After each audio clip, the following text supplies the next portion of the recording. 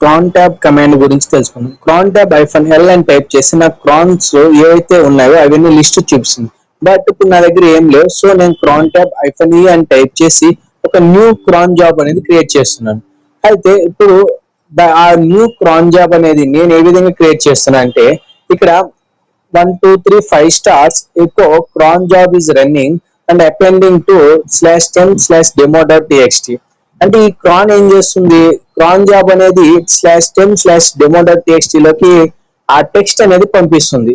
అది every minute జరుగుతుంది. అసలు ఈ క్రాన్ లో 5 స్టార్స్ ఉంటాయిగా, వాటి మీనింగ్ ఏంటంటే ఇప్పుడు ఫర్ ఎగ్జాంపుల్ మినిట్స్ రిప్రజెంట్ చేస్తుంది, నెక్స్ట్ అవర్స్ రిప్రజెంట్ చేస్తుంది, next days of month represent చేస్తుంది, నెక్స్ట్ మంత్ అండ్ నెక్స్ట్ వచ్చేసి డేస్ ఆఫ్ వీక్ రిప్రజెంట్ చేస్తుంది. ఈ విధంగా మనం క్రాన్స్ అనేది సెట్ చేస్తాం.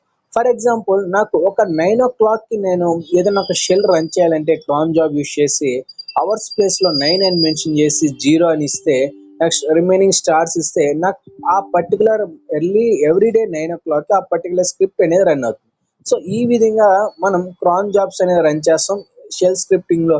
ఇవి ఆటోమేటిక్ గా జాబ్స్ అనేవి రన్ అవుతాయి, మనకి కమెంట్స్ అనేవి ఎగ్జిక్యూట్ అవుతాయి.